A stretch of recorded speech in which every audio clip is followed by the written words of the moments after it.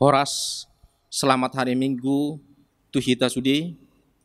Sebelum kita masuk dalam ibadah Minggu hari ini, marilah kita persiapkan hati dan pikiran kita dengan terlebih dahulu berdoa di hati kita masing-masing. Kita berdoa.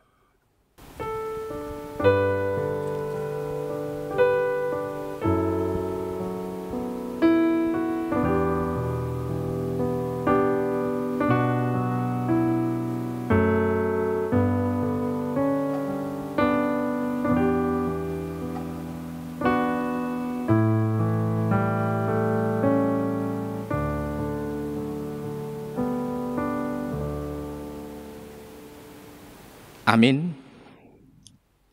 Selamat hari Minggu bagi kita semua, jemaat yang dikasihi Tuhan. Saudara-saudara yang dikasihi Tuhan, pada hari ini kita memasuki Minggu Reminiscere. Reminiscere artinya, ingatlah segala rahmat-Mu dan kasih setiamu ya Tuhan. Mazmur 25 ayat 6. Melalui minggu ini, kita diajak untuk tetap beriman pada kasih setia Tuhan, agar kita tidak goyah dan bertekun dalam menantikan waktu Tuhan. Satu hal telah kuminta kepada Tuhan, itulah yang kuingini, diam di rumah Tuhan seumur hidupku, menyaksikan kemurahan Tuhan, dan menikmati bait-Nya, sebab Ia melindungi aku dalam pondok-Nya pada waktu bahaya. Ia menyembunyikan aku dalam persembunyian di kemah-Nya. Ia mengangkat aku ke atas gunung batu. Maka sekarang tegaklah kepalaku, mengatasi musuhku sekeliling aku. Dalam kemah-Nya aku mau mempersembahkan korban dengan sorak-sorai. Aku mau menyanyi dan bermazmur bagi Tuhan. Nantikanlah Tuhan, kuatkanlah dan teguhkanlah hatimu. Ya, nantikanlah Tuhan.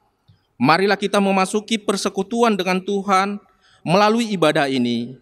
Marilah kita bernyanyi.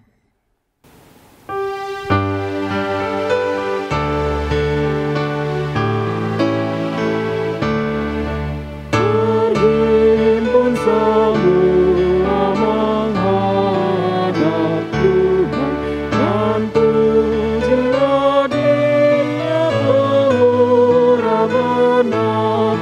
Berakhirlah segala pergumulan, diganti kedamaian yang besar.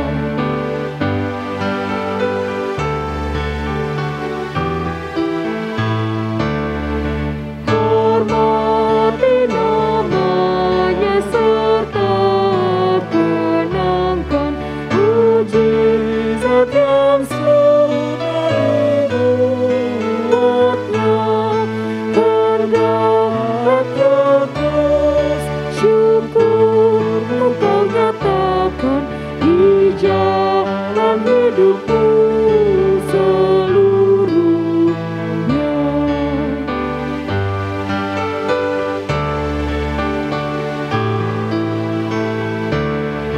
Berdoa dan jaga supaya jangan engkau dan merugikan jiwamu di dunia. Tegaklah kemenangan dan dasarnya imanmu yang teguh.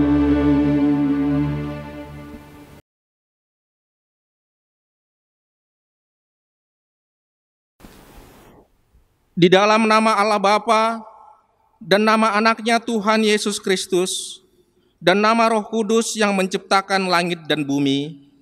Amin. Ingatlah akan rahmat-Mu dan kasih setiamu ya Tuhan, sebab semuanya itu sudah ada sejak purbakala. Janganlah musuh-musuhku beria-ria akan aku. Kepadamu ya Tuhan, kuangkat jiwaku.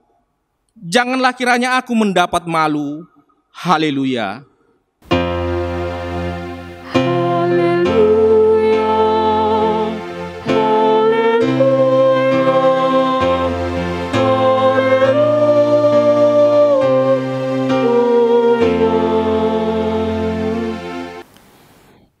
Marilah kita berdoa. Ya Allah Bapa yang ada di surga, kami sampaikan puji syukur dan terima kasih kepadamu, karena Engkau menyerahkan anak-Mu yang tunggal itu ke dalam kuasa dosa dan maut, supaya kami jangan binasa, melainkan beroleh kehidupan yang kekal. Tuhan Yesus Kristus telah menjadi kebenaran dan kekudusan kami. Karena itu, kasihanilah kami, ampunilah kami karena korban yang kudus yang telah diserahkannya untuk keampunan dosa kami. Dengarlah doa kami, karena Tuhan Yesus Kristus Tuhan kami. Amin.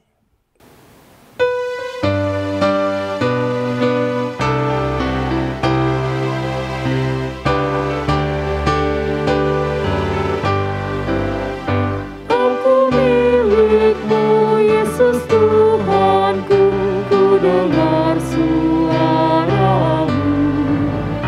Ku merindukan datang mendekat dan diraih oleh-Mu.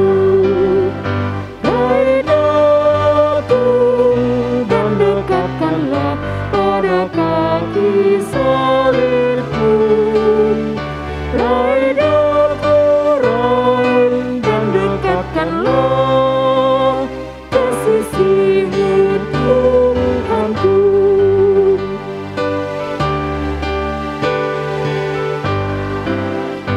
Aku hamba-Mu, Kau sucikanlah oleh kasih kurnia, hingga jiwaku memegang teguh kehendak-Mu yang mulia. Raih daku dan dekatkanlah pada kaki salib-Mu. Raih daku, raih dan dekatkanlah ke sisi-Mu, Tuhanku.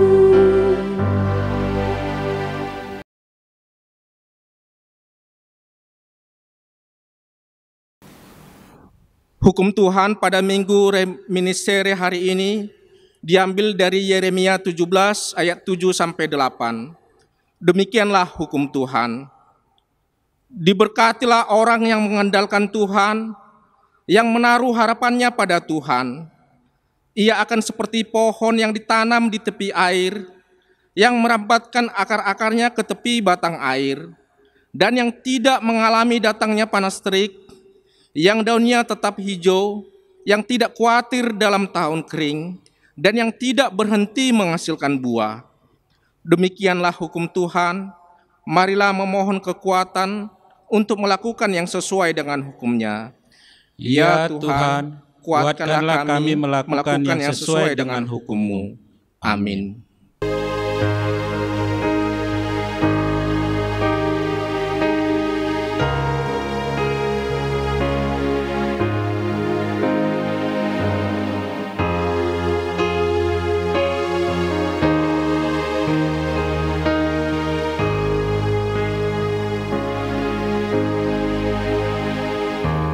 Sungguh lembut Tuhan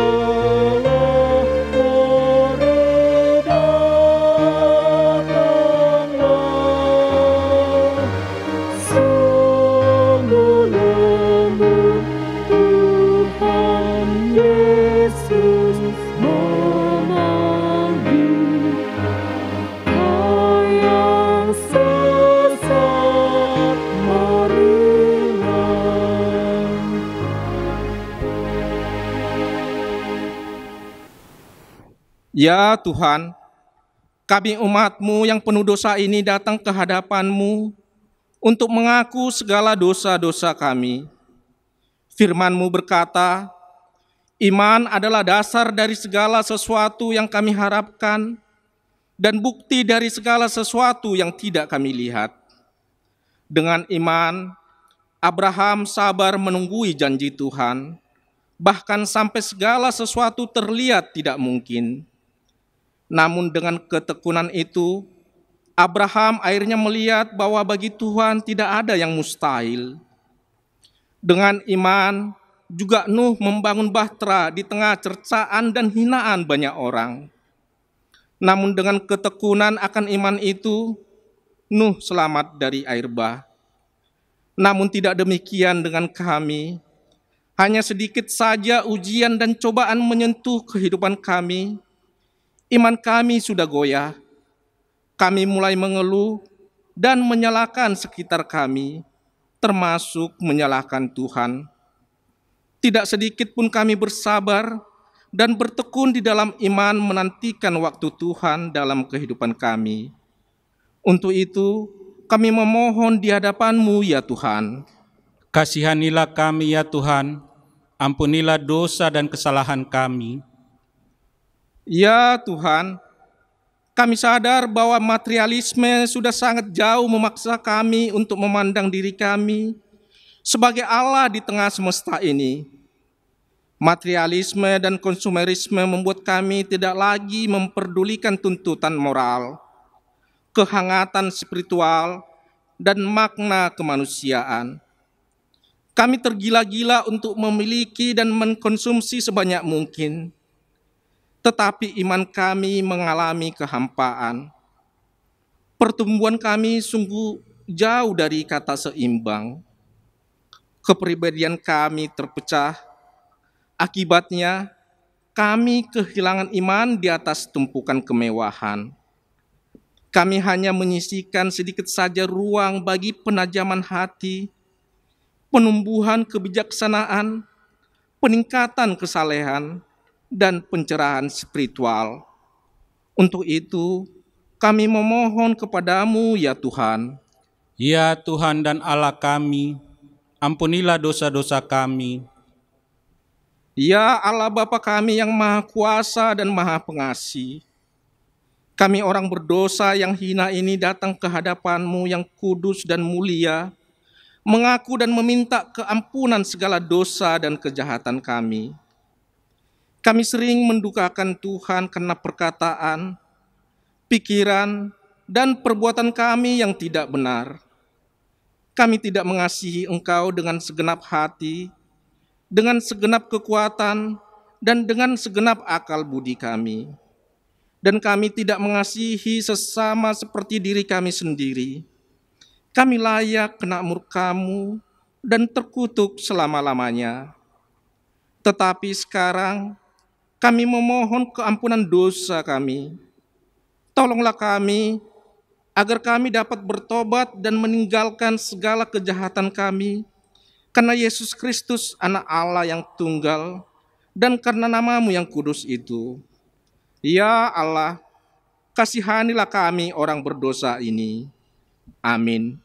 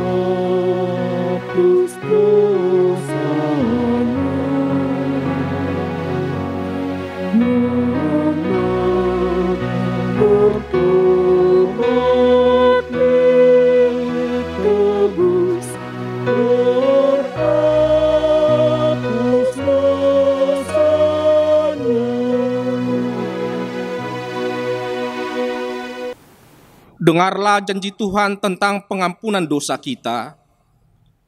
Hanya sesaat lamanya aku meninggalkan Engkau, tetapi karena kasih sayang yang besar aku mengambil Engkau kembali. Dalam murka yang meluap, aku telah menyembunyikan wajahku terhadap Engkau sesaat lamanya. Tetapi dalam kasih setia abadi, aku telah mengasihani Engkau. Firman Tuhan penebusmu. Kemuliaan bagi Allah di tempat yang maha tinggi. Amin. Amin.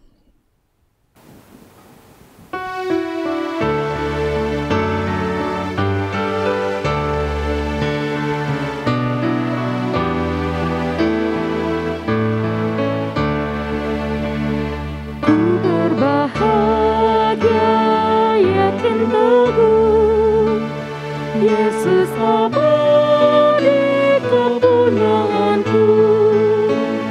Aku warisnya, ku ditebus, ciptaan baru, Roh Kudus. Aku bernyanyi bahagia, memuji Yesus selamanya. Aku bernyanyi bahagia, memuji Yesus selamanya.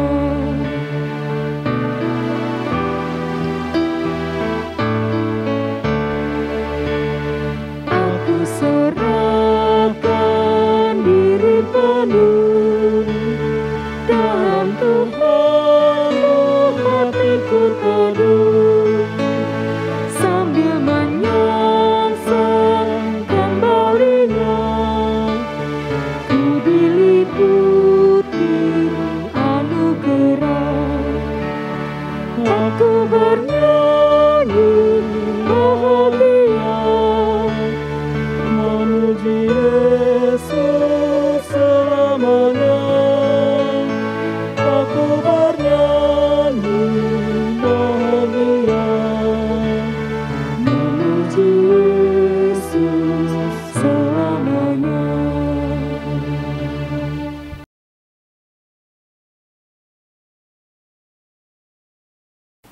Firman Tuhan yang ditetapkan sebagai epistel pada Minggu Reminiscere hari ini tertulis dalam Mazmur 22 ayat 23 sampai 32. Demikianlah firman Tuhan. Aku akan memasyurkan namamu kepada saudara-saudaraku dan memuji-muji Engkau di tengah-tengah jemaah. Kamu yang takut akan Tuhan, pujilah Dia. Hai segenap anak cucu Yakub, muliakanlah Dia, dan gentarlah terhadap Dia, hai segenap anak cucu Israel. Sebab Ia tidak memandang hina ataupun merasa jijik kesengsaraan orang yang tertindas, dan Ia tidak menyembunyikan wajahnya kepada orang itu. Dan Ia mendengar ketika orang itu berteriak minta tolong kepadanya. Karena Engkau aku memuji-muji dalam jemaah yang besar, nazarku akan kubayar di depan mereka yang takut akan Dia. Orang yang rendah hati akan makan dan kenyang. Orang yang mencari Tuhan akan memuji-muji Dia. Biarlah hatimu hidup untuk selamanya. Segala ujung bumi akan mengingatnya dan berbalik kepada Tuhan, dan segala kaum dari bangsa-bangsa akan sujud menyembah Dia di hadapannya. Sebab Tuhanlah yang empunya kerajaan, Dialah yang memerintah atas bangsa-bangsa. Ya, kepadanya akan sujud menyembah semua orang sombong di bumi. Di hadapannya akan berlutut semua orang yang turun ke dalam debu, dan orang yang tidak dapat menyambung hidup. Anak-anak cucu akan beribadah kepadanya dan akan menceritakan tentang Tuhan kepada angkatan yang akan datang. Mereka akan memberitahukan keadilannya kepada bangsa yang akan lahir nanti, sebab Ia telah melakukannya. Demikianlah firman Tuhan. Berbahagialah orang yang mendengar firman Tuhan serta memeliharanya. Amin.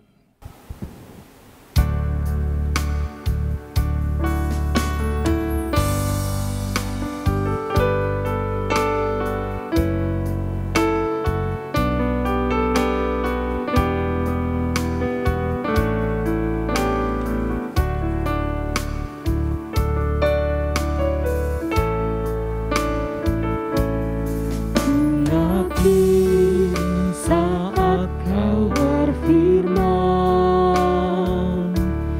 ku menang. Saat kau bertindak, hidupku hanya ditentukan oleh perkataanmu.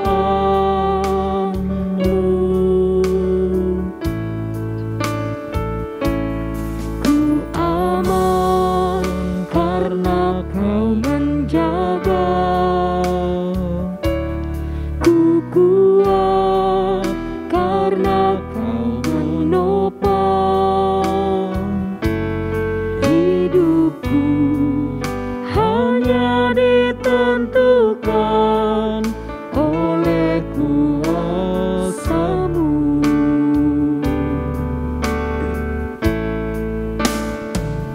Bagi Tuhan tak ada yang mustahil.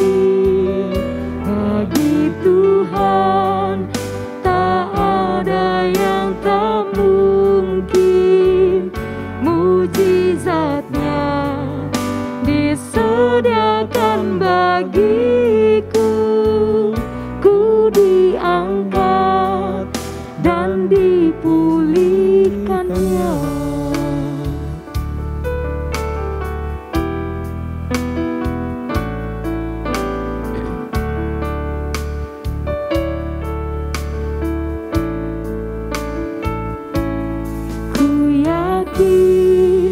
Saat kau berfirman, ku menang. Saat kau bertindak, hidupku hanya ditentukan oleh perkataanmu.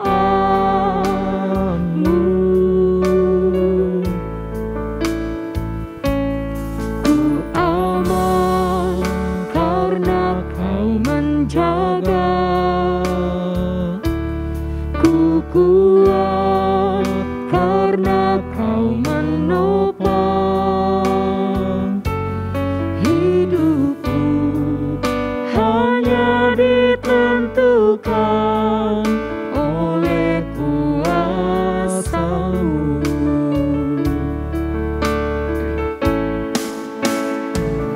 Bagi Tuhan ada yang mustahil. Bagi Tuhan tak ada yang tak mungkin.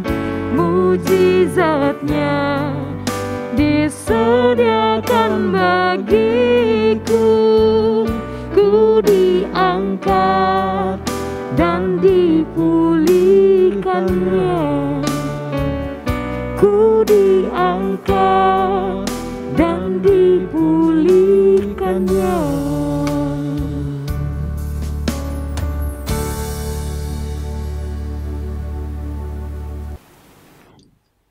Marilah kita bersama-sama mengaku iman kepercayaan kita, sebagaimana teman-teman seiman di seluruh dunia, kita bersama-sama mengucapkannya. Aku percaya kepada Allah, Bapa yang Maha Kuasa, Khalid langit dan bumi. Aku percaya kepada Yesus Kristus, Anaknya yang tunggal Tuhan kita, yang dikandung daripada Roh Kudus, lahir dari anak darah Maria, yang menderita sengsara di bawah pemerintahan Pontius Pilatus, disalibkan, mati dan dikuburkan, yang turun ke dalam kerajaan maut, pada hari yang ketiga, bangkit pula dari antara orang mati, naik ke surga, duduk sebelah kanan Allah, Bapa yang Maha Kuasa. Dari sana akan datang kelak untuk menghakimi orang yang hidup dan yang mati. Aku percaya kepada Roh Kudus dan adanya satu gereja yang kudus, persekutuan orang kudus, pengampunan dosa, kebangkitan daging, dan hidup yang kekal. Amin.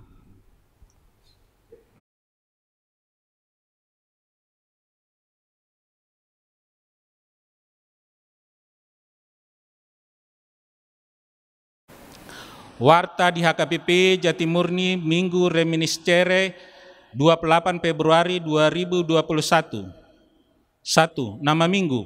Nama Minggu kita hari ini Minggu Reminiscere. Reminiscere artinya ingatlah segala rahmat-Mu dan kasih setiamu ya Tuhan. Topik Minggu kita hari ini, Allah memperhitungkan iman orang percaya. 2. Kebaktian offline. Hari ini Minggu tanggal 28 Februari 2021, gereja kita telah memulai melaksanakan kebaktian secara offline di gereja. Masuk pukul 7 WIB dan pukul 10 WIB.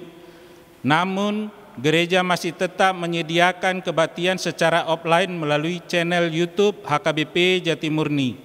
Marilah kita doakan agar kebaktian offline ini bisa kita laksanakan secara permanen, dan lambat laun kita tidak lagi beribadah secara online seiring dengan bebasnya daerah kita dari pandemi COVID-19.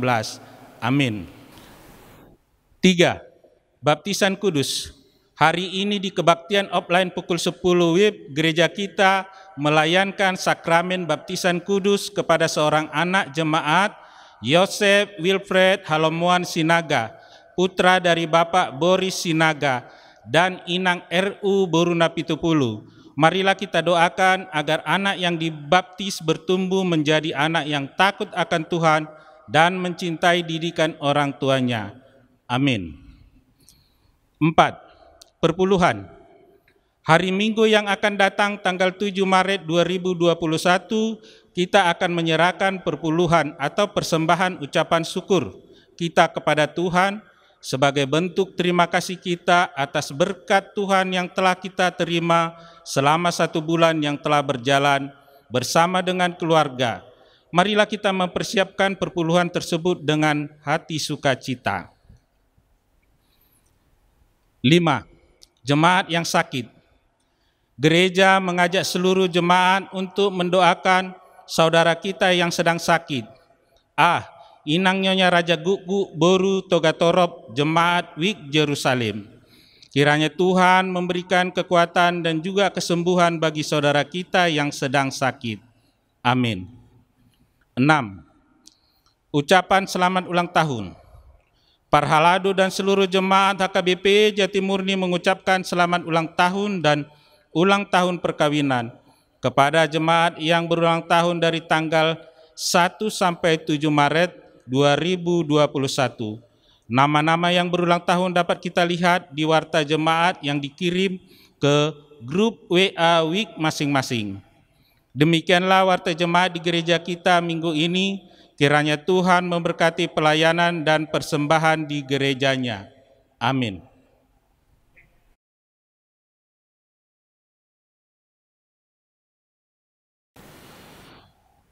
Damai sejahtera Allah yang melampaui segala akal, itulah yang memelihara hati dan pikiran saudara di dalam Kristus Yesus Tuhan kita.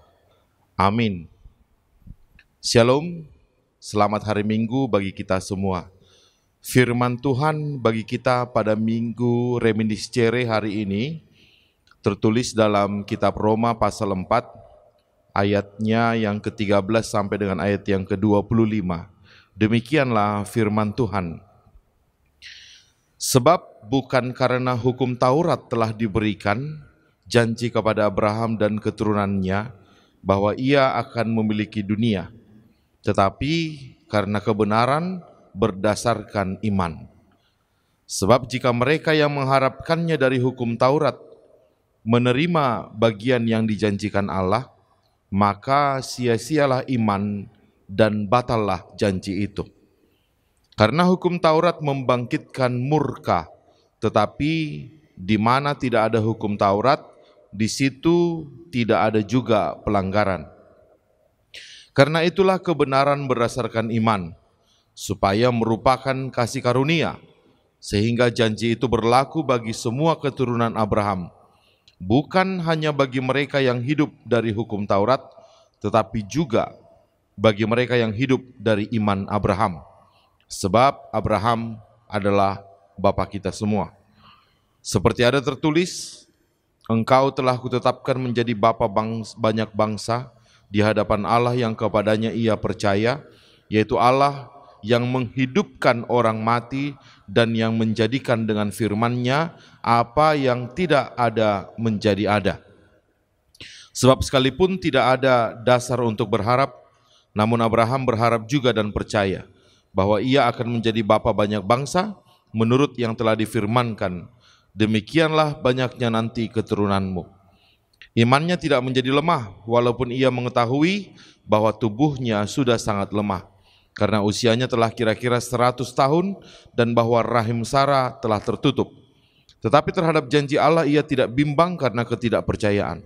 Malah ia diperkuat dalam imannya dan ia memuliakan Allah dengan penuh keyakinan bahwa Allah berkuasa untuk melaksanakan apa yang telah ia janjikan. Karena itu hal ini diperhitungkan kepadanya sebagai kebenaran. Kata-kata ini yaitu hal ini diperhitungkan kepadanya tidak ditulis untuk Abraham saja, tapi ditulis juga untuk kita.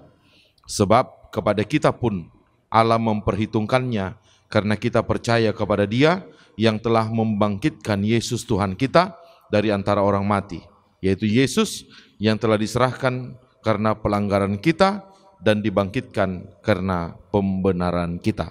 Demikianlah firman Tuhan. Bapak, Ibu, saudara-saudara, kita tahu bahwa Rasul Paulus itu adalah rasul bagi bangsa-bangsa di luar Yahudi, ya. Dia pergi ke jemaat-jemaat yang ada di kota-kota Yunani dan termasuk Romawi untuk memberitakan Injil, terutama kepada orang-orang yang bukan Yahudi. Tapi kita tahu bahwa Rasul Paulus selalu memulainya dari sinagoge, yaitu perkumpulan orang-orang Yahudi, ya. Selalu dia memulai dari sana, dan dari sinagoge itulah nanti dia akan memberitakan lagi firman atau Injil Kristus kepada orang Yahudi maupun juga kepada orang bukan Yahudi. Nah, maka muncullah jemaat-jemaat hasil binaan dari Rasul Paulus. Kita tahu seperti nama-nama jemaat yang ada di Perjanjian Baru, ya, Roma, Korintus, Tesalonika, Kolose, dan seterusnya. Nah, ketika ada nama-nama jemaat itu di kitab Perjanjian Baru, itu adalah sebuah tanda bagi kita tentang banyaknya masalah-masalah yang muncul di jemaat-jemaat yang digembalakan oleh Rasul Paulus. Jadi surat-surat yang ditulis oleh Rasul Paulus itu adalah surat-surat penggembalaan untuk menyelesaikan atau menjawab pertanyaan-pertanyaan jemaat terkait masalah yang muncul di tengah-tengah jemaat mereka. Karena tidak selamanya Rasul Paulus bersama mereka. Rasul Paulus bisa hanya sekian bulan, paling lama dia 1 tahun tinggal di satu jemaat dan dia berpindah lagi. Sepeninggalannya muncul lagi banyak masalah. Nah, untuk menjawab masalah itulah Rasul Paulus menulis suratnya.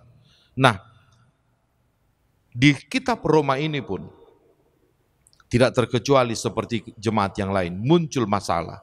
Salah satunya adalah konflik antara orang Yahudi dan non-Yahudi. Apa konfliknya? Ini masalah hegemoni, saya kira. Hegemoni orang Yahudi. Karena mereka merasa kami bangsa pilihan, sehingga oke, nggak masalah. Orang non-Yahudi mau masuk menjadi Kristen, pengikut Kristus, nggak masalah. Tapi intinya mereka harus mengikuti tradisi orang Yahudi, yaitu hukum Taurat. Tapi salahnya yang mereka tekankan hukum Taurat dalam hal seremonialnya, bukan moralnya gitu. Nah, dalam hal ini orang Yahudi menuntut orang yang bukan Yahudi itu harus disunat. Itu syarat utama. Yang pertama, kalau orang Yunani, kalau orang Mesir, kalau orang Arab, orang apapun itu, mereka mau masuk menjadi pengikut Kristus, mereka tetap harus melakukan hukum Yahudi, yaitu hukum Taurat dalam hal seremonial.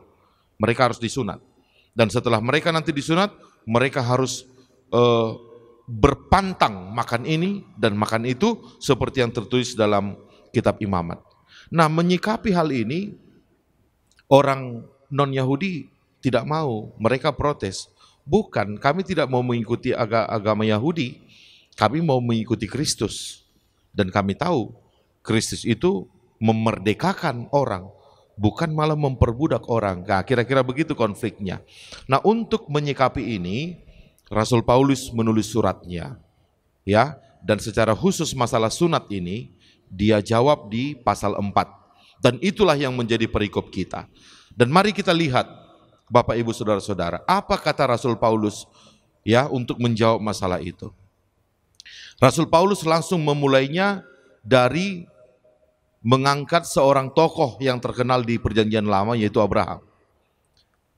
Rasul Paulus mengungkit apa yang terjadi kepada Abraham pada waktu itu, yaitu masalah janji Allah kepada Abraham. Ya, mulai dari ketika Abraham disuruh keluar dari daerahnya Ur Kasdim, ya, pergi ke tanah yang akan dijanjikan, bahwa Tuhan akan memberkati seluruh keturunannya. Ya, waktu itu Abraham tidak melihat tanah itu, tapi dia percaya saja. Kemudian Allah menjanjikan kepadanya bahwa dia akan memiliki keturunan yang sangat banyak. Dan Abraham percaya. Walaupun saat itu dikatakan umurnya sudah menandakan dia tidak mungkin lagi punya anak. Tubuhnya sudah lemah, dia sudah 100 tahun, istrinya 90 tahun. Tapi walaupun tubuhnya lemah, kata Rasul Paulus, itu tidak membuat imannya menjadi lemah. Dia tetap memegang janji Tuhan. Dia tetap beriman kepada Tuhan. Dan imannya itulah yang membuat dia diperhitungkan oleh Tuhan. Ya, seperti di ayat 23. Allah memperhitungkan Abraham bukan karena hukum Taurat. Karena waktu itu belum ada hukum Taurat. Nanti kita tahu hukum Taurat baru ada pada zaman Musa di Gunung Sinai. Baru di situ ada hukum Taurat. Jadi pada masa Abraham belum ada hukum Taurat. Tapi di situasi itulah justru ketika tidak ada hukum Taurat itulah Allah malah dituliskan di sini membenarkan Abraham. Kalau begitu apa dasar Allah membenarkan Abraham? Dasar Allah membenarkan Abraham adalah karena imannya, bukan karena hukum Taurat. Baru setelah itu nanti Rasul Paulus melanjutkan di ayat 24. Dan bukan hanya Abraham saja yang dibenarkan karena iman, yang diperhitungkan karena iman, tapi kita juga diperhitungkan karena iman, kata Rasul Paulus. Itulah jawaban Rasul Paulus terhadap konflik yang terjadi di tengah-tengah jemaat Roma. Dengan kata lain, Rasul Paulus mengatakan, okelah bagi kita jemaat Yahudi, saya menghargai kalian yang hidup di tradisi hukum Taurat, terutama di tradisi yudisial dan seremonial, ya. Tapi maaf, saya mau mengatakan, justru Alkitab pernah menulis bahwa Allah membenarkan dan memperhitungkan Abraham bukan karena dia melakukan hukum Taurat, tapi karena imannya. Sehingga di sini saya mau mengatakan, manusia diperhitungkan Allah karena imannya, bukan karena hukum Taurat. Maka mari kita saling menghormati. Bagi kalian yang hidup di bawah hukum Taurat, terbiasa melakukan sunat, silahkan lakukan itu. Itu tidak menyalahi terhadap ajaran Kristus. Tapi ketika kita memaksa orang untuk melakukan itu, maka kita sudah menyalahi ajaran Kristus. Dengan kata lain, Rasul Paulus dalam hal ini, dia mendukung jemaat non-Yahudi yang tidak mau mengikuti hukum Taurat. Karena apa? Karena kembali lagi di sini Rasul Paulus menegaskan manusia dibenarkan karena iman kepada kasih karunia, ya. Ini tidak bisa dilepaskan. Ini satu paket. Manusia diselamatkan karena iman atau karena kasih karunia. Sola fide atau sola gratia. Nah, jangan kita terpaku jadi memilih salah satu. Tidak, itu satu paket. Manusia diselamatkan karena imannya, sola fide, terhadap kasih karunia Allah, sola gratia. Ya, inilah yang menyelamatkan kita. Bukan karena perbuatan akan hukum Taurat atau perbuatan-perbuatan yang lain. Nah, kalau begitu, apakah kita masih perlu melakukan hukum Taurat? Kalau kita dibenarkan oleh iman, bukankah ini yang menjadi keprihatinan kitab Yakobus ketika dia marah mengatakan, kau percaya kepada Allah, setan pun percaya. Yakobus 2 ayat 19. Kalau soal hanya percaya, setan pun percaya. Tapi setan tidak gentar dan dia tidak melakukan kehendak Tuhan. Maka yang membedakan kita dengan setan adalah kita percaya dan melakukan. Kalau kita hanya percaya dan bersembunyi di balik kata percaya dan kita tidak melakukan apa-apa, apa bedanya kita dengan setan? Maka kembali lagi, apakah perlu kita melakukan hukum Taurat? Ya, di sini ada dua jawabannya. Yang pertama, tergantung kita melakukan hukum Taurat yang mana? Hukum Taurat. Jadi hukum Taurat itu ada 3. Hukum Taurat moral, hukum moralnya, yaitu Tita 1 sampai 10 ya. Yang kedua, hukum seremonialnya. Dan yang ketiga, hukum yudisialnya. Ya. Yang kedua dan yang ketiga, hukum seremonial, yaitu sunat, dan hukum yudisial, kalau mencuri itu harus dirajam, ya. Kalau melakukan dosa harus mengorbankan domba, itu hukum yudisialnya, itu tidak perlu lagi kita lakukan. Karena apa? Karena di 1 Korintus 6 ayat 20 Tuhan mengatakan, aku telah membelimu dengan harga yang mahal, kau telah lunas dibeli. Oleh karena itu muliakanlah Allah dengan tubuhmu. Jadi itu sudah dibayar semua sama Tuhan Yesus. Sehingga hukum seremonial dan hukum yudisial dari hukum Taurat tidak perlu lagi kita lakukan. Yang perlu kita lakukan adalah hukum moralnya saja. Hormatilah ayah dan ibumu, jangan membunuh, jangan berzina, atau jangan ada padamu Allah lain di hadapanku. Kira-kira seperti itu hukum moralnya. Dan basic dari hukum moral ini adalah kasihilah Tuhan Allahmu dan kasihilah samamu manusia. Maka itu jawaban yang pertama.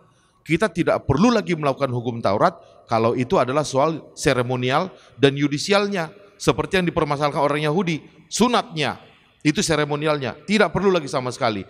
Tuhan Yesus telah menggenapi itu semua di atas kayu salib. Dan yang kedua, jawaban dari pertanyaan apakah kita perlu melakukan hukum Taurat adalah tergantung.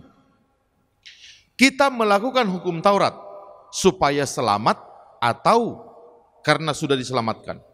Nah, kalau kita melakukan hukum Taurat supaya selamat, itu tidak perlu kita lakukan. Karena tanpa melakukan hukum Taurat pun kita sudah diselamatkan. Inilah kasih karunia. Tidak ada persyaratan apapun. Maka nggak perlu melakukan hukum Taurat kalau itu kita lakukan supaya kita selamat. Tapi kita perlu melakukan hukum Taurat karena kita sudah diselamatkan. Karena kita sudah diselamatkan. Nah, untuk memahami ini, jemaat yang dikasihi Tuhan, ada satu ilustrasi yang menarik saya kira ya.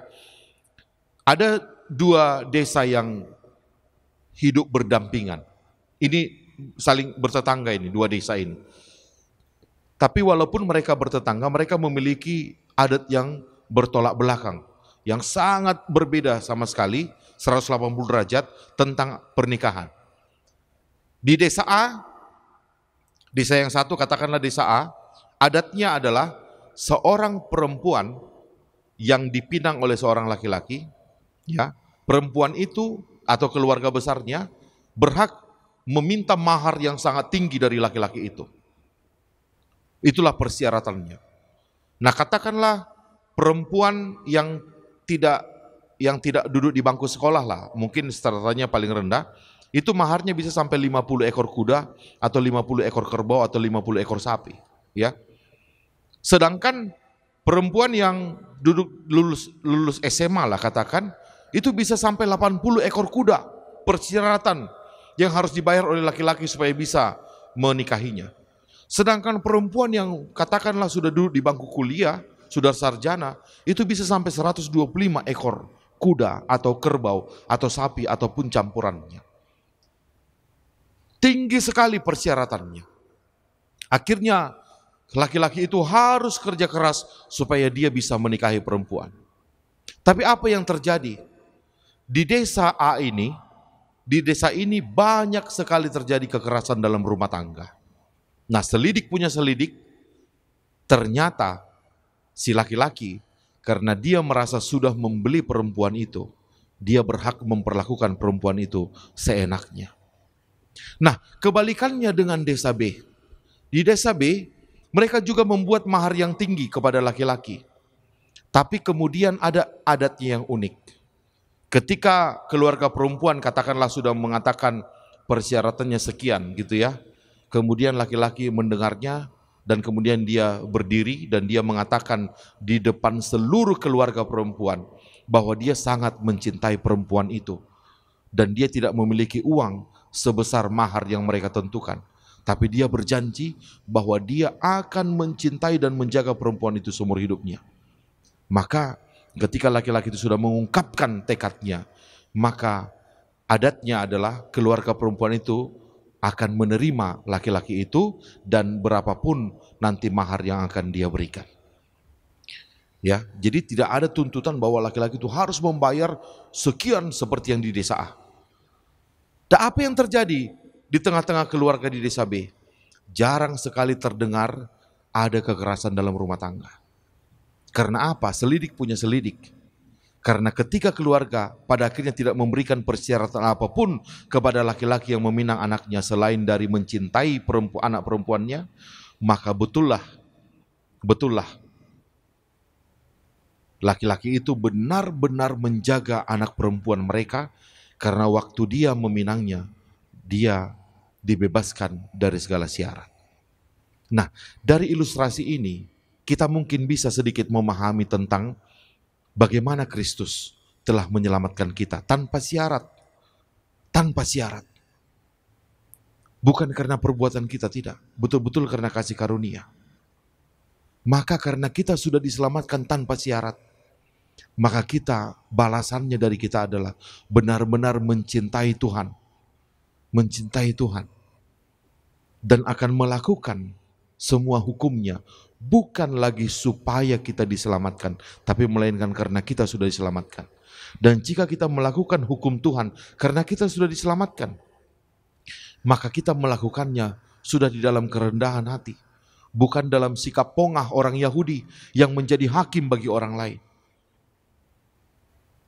Kalau begitu, apa yang bisa kita pelajari dari teologi ini? Bahwa kita diselamatkan karena iman, bahwa kita diperhitungkan oleh Tuhan karena iman kita. Saya mau mengajak kita, Bapak Ibu Saudara-saudara, untuk sedikit kembali ke Matius 7 ayat 21, ayat yang sangat terkenal, di mana di situ dikatakan tidak semua orang yang berseru Tuhan Tuhan akan masuk ke dalam kerajaan Allah. Tidak. Melainkan orang yang melakukan kehendak Bapa. Nanti orang berkata, di ayat 22 dikatakan, orang yang sudah melakukan perbuatan baik itu ya, menyembuhkan orang dalam nama Yesus, mereka protes. Tuhan, bukankah kami telah menyembuhkan orang demi namamu? Bukankah kami telah melakukan mukjizat demi namamu? Bahkan kami menghidupkan orang mati demi namamu. Tapi di ayat 23, Tuhan mengatakan, enyahlah daripadaku, hai kamu sekalian para pelaku kejahatan, aku tidak mengenalmu katanya. Nah, dari sini kita belajar ya, ada dua tipe orang percaya yang pada akhirnya tidak diterima oleh Tuhan. Orang percaya tapi pada akhirnya tidak diterima. Yang pertama adalah orang yang melakukan kebaikan, ya ini seperti orang Yahudi melakukan hukum Taurat ya. Bahkan mereka menghidupkan orang mati dalam nama Yesus, menyembuhkan orang sakit dalam nama Yesus, tapi di sisi lain Yesus mengatakan, hei kamu para pelaku kejahatan. Jadi tipe orang ini Mereka melakukan firman Tuhan, mereka melakukan perintah Tuhan, mereka melakukan pekerjaan Tuhan, tapi di sisi lain mereka tetap melakukan kejahatan. Nah, saya tertarik kejahatan apa yang mereka lakukan. Apakah mereka sambil melakukan perintah Tuhan, mereka mencuri? Nah, saya tidak terlalu yakin dengan itu. Maka yang saya dapati adalah kira-kira ini kepada orang Farisi. Orang Farisi tidak mencuri, tapi ada kejahatan besar yang mereka lakukan. Apa? Mereka menghakimi orang lain. Kesombongan rohani. Jadi ada orang percaya yang merasa dia melakukan hukum Taurat, melakukan perintah Tuhan, dan kemudian dia pongah. Dia tidak sadar bahwa dia diperhitungkan Tuhan bukan karena perlakuannya terhadap hukum Taurat, bukan. Maka janganlah kita sampai seperti ini. Orang-orang percaya, orang yang melakukan perintah Tuhan, tapi di sisi lain kita pelaku kejahatan, kejahatan rohani, kejahatan yang menilai orang, kejahatan yang merasa lebih suci dari orang lain. Ini saya tertarik, misalnya ya dalam kehidupan konkret di kehidupan kita orang Batak. Kalau kehidupan kita orang Batak, kalau kita berpesta, ya ada dua tipe saya lihat orang Batak ini. Tipe yang pertama, mereka biasanya ini HKBP, orang yang tidak masalah mau makan namargota atau nasomargota, ya. Nah, biasanya orang yang makan namargota ini, mereka sediakan juga nasomargota gitu kepada orang yang tidak makan namargota. Mereka menghormati, bahkan mereka juga menyediakan persubang yang non B2 gitu ya. Karena apa? Mereka menghormati semua orang gitu. Nah, kebalikannya yang terjadi kepada orang Batak yang mungkin karena ajaran agamanya ya, biasanya dari aliran karismatik atau Pentakosta, mereka tidak makan namargota, tapi mereka memaksakan juga semua tamunya untuk tidak makan nasomargota. Mereka tidak menyediakan sama sekali untuk tamunya yang makan namargota gitu. Nah, inilah tipikal-tipikal orang yang menurut saya para pelaku masalah subang-subang ini, inilah seperti orang Yahudi ya. Mereka itu merasa kebenaran ada padanya gitu. Mereka yang harus mengikut. Semua orang harus mengikut mereka. Sementara nanti mereka pergi ke pestanya orang lain, mereka disediakan nasomargota. Tapi ketika pestanya mereka tidak tolerir itu. Semua orang harus ikut dirinya. Jadi inilah yang saya pikir harus diperbaiki gitu. Mari kita saling menghormati semua orang. Ketika tradisi kita percaya kita tidak makan satu jenis makanan tertentu, jangan kita paksakan orang untuk mengikuti itu. Karena kita dibenarkan bukan karena masalah haram dan halal ini, bukan. Tapi karena iman. Ini salah satu contoh saja. Maka jangan jadi pelaku kejahatan ketika di saat yang bersamaan kita sudah menjadi pelaku firman Tuhan ya. Jadi itulah salah satu kriterianya ketika Tuhan mengatakan tidak semua orang yang berseru Tuhan masuk dalam kerajaan sorga. Nah yang kedua, tipe yang kedua, siapa ini yang sudah berseru Tuhan tapi tidak masuk ke dalam kerajaan sorga? Yaitulah tipe orang yang hanya percaya tapi tidak berbuat. Tadi tipe yang pertama, orang percaya dan berbuat, tapi sombong sekali. Merasa dirinya paling benar. Padahal, dia dibenarkan karena imannya. Dan yang kedua, tipe orang percaya, tapi tidak berbuat sama sekali. Dalam kita orang Batak, ada sebutan yang sangat kasar, ya kalau itu diberikan kepada kita pasti marah. Apa itu? Yaitu sebutan leteung ya. Leteung. Kalau orang dikatakan letiung gitu, waduh, pasti marah sekali. Kenapa? Ternyata letiung ini adalah sejenis buah terong. Ya, dia bulat gitu, daunnya pun, batangnya pun berduri gitu, susah ngambilnya. Gitu. Udah susah ngambilnya, memang dia kelihatan indah sekali. Ngambilnya pun susah. Tapi ketika orang sudah mengambilnya, dia nggak bisa dimakan sama sekali. Jangankan manusia, hewan pun, satabi B2 pun tidak memakan letiung gitu. Jadi dia hanya kelihatan indah, tapi nggak bermakna sama sekali. Buah yang tidak ada artinya sama sekali. Tidak ada gunanya sama orang lain. Ibarat orang kalau manusia, dia pintar, tapi kepintarannya nggak berguna sekali sama orang lain. Dia kaya, tapi kekayaannya tidak pernah berguna sama orang lain. Dan begitu seterusnya. Nah beginilah tipe-tipe orang ya. Makanya orang marah dikatakan letiung, artinya apa? Oh, dangadong gunam gitu. Manusia kok nggak berbuah sama sekali. Nah kira-kira seperti ini juga lah. Kita orang yang sudah diselamatkan karena iman. Kita diperhitungkan karena iman kita, bukan karena perbuatan kita. Marilah kita membalasnya, ya, dalam tanda kutip, dengan perbuatan baik. Mari kita berbuah kepada orang lain, agar tidak sia-sialah penebusan Allah kepada kita karena iman. Jangan sombong kalaupun kita bisa melakukan perbuatan baik. Dan marilah kita berbuat yang terbaik. Kita berguna bagi orang lain, sekecil apapun itu. Tanda kita sudah dibenarkan karena iman. Tuhan memberkati. Amin.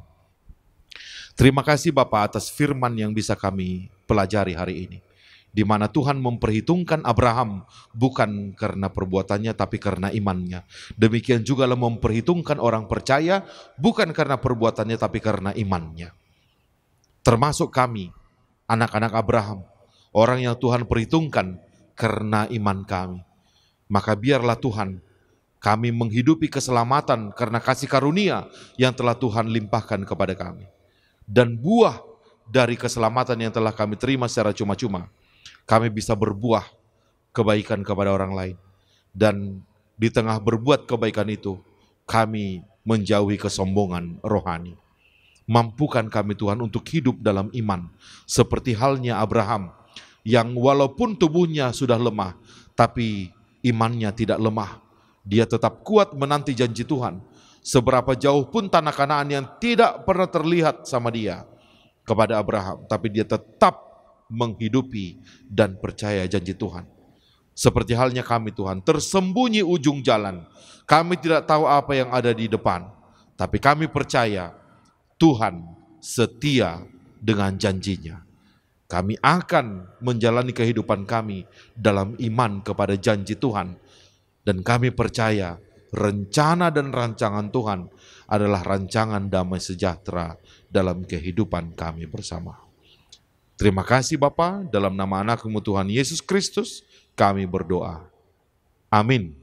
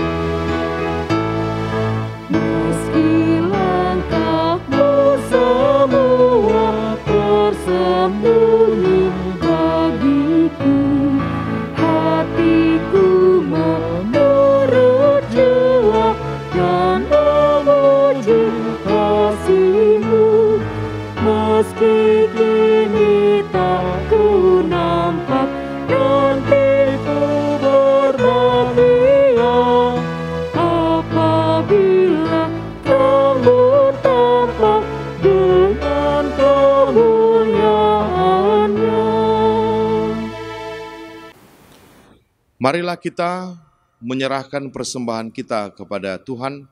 Marilah kita berdoa. Ya Allah Bapa kami yang di surga, kami mengaku bahwa Tuhan adalah sumber dari segala karunia yang melimpah dalam kehidupan kami masing-masing. Sebahagian daripada karunia itu, kami serahkan kembali sebagai persembahan kepada Tuhan. Terimalah dan berkatilah persembahan umat-Mu ini, agar dapat kami pergunakan untuk pekerjaan dan pelayanan kerajaan Tuhan di dunia ini. Bukalah hati kami untuk mengenal betapa banyak berkat dan karunia yang kami peroleh dari Tuhan, supaya kami senantiasa bersyukur kepadamu di dalam nama Yesus Kristus Tuhan kami. Amin. Tuhan karuniamu badan jiwaku semua.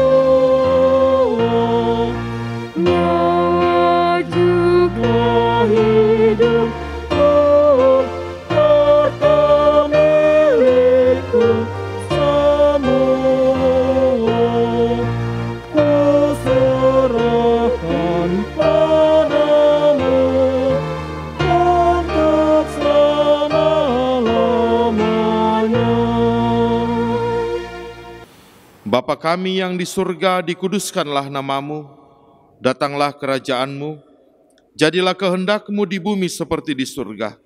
Berikanlah kami pada hari ini makanan kami yang secukupnya, dan ampunilah kami akan kesalahan kami, seperti kami juga telah mengampuni orang yang bersalah kepada kami. Dan janganlah membawa kami ke dalam pencobaan, tetapi lepaskanlah kami daripada yang jahat.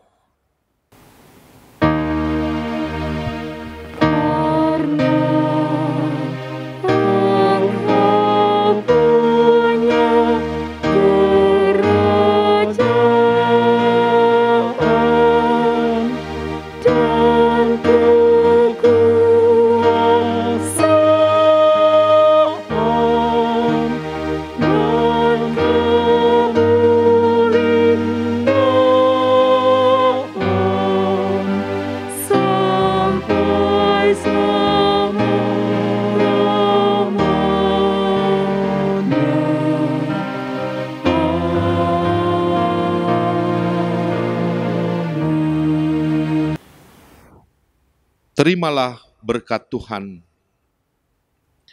Tuhan memberkati engkau dan melindungi engkau. Tuhan menyinari engkau dengan kasih-Nya dan memberi engkau kasih karunia. Tuhan menghadapkan wajah-Nya kepadamu dan memberi engkau damai sejahtera.